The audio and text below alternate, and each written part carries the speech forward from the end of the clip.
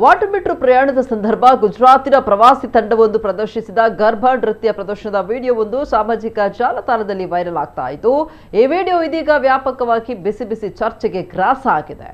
Social ಮೀಡಿಯಾದಲ್ಲಿ ಇದನ್ನು ವೀಕ್ಷಿಸಿದ ಜನರು ನಾಗರಿಕ ಪ್ರಜ್ಞೆ ಮತ್ತು ಸಾಂಸ್ಕೃತಿಕ ಅಭಿವ್ಯಕ್ತಿಯ ಪ್ರಶ್ನೆಗಳೆರಡರನ್ನ ಎತ್ತಿದ್ದಾರೆ.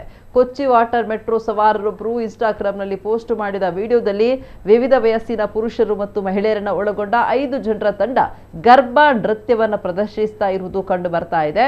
ಗರ್ಭಾ ಎನ್ನುವುದು ನವರಾತ್ರಿ ಉತ್ಸವಕ್ಕೆ ಸಂಬಂಧಿಸಿದ ಒಂದು ಜಾನಪದ ನೃತ್ಯ.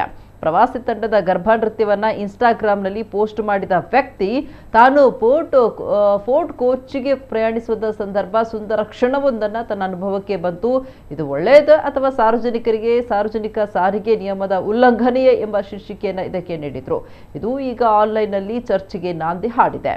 ಪರ ಮತ್ತು ವಿರೋಧ ಕಾಮೆಂಟ್ಗಳೆರಡೂ ಬರ್ತಾ ಇವೆ. ಕೆಲವು ದಿನಗಳ ಹಿಂದೆ ಚೀನಾದ ಮಹಾಗೋಡೆಯ ಮೇಲೆ ಮತ್ತು ವಿಯೆಟ್ನಾಂನ ಹಾನೋಯ್ ಬೀದಿಗಳಲ್ಲಿ ಪ್ರವಾಸಿಗರು ಗರ್ಭಾ ನೃತ್ಯ ಪ್ರದರ್ಶಿಸುವ ವಿಡಿಯೋಗಳು ವೈರಲ್ ಆಗಿದ್ವು.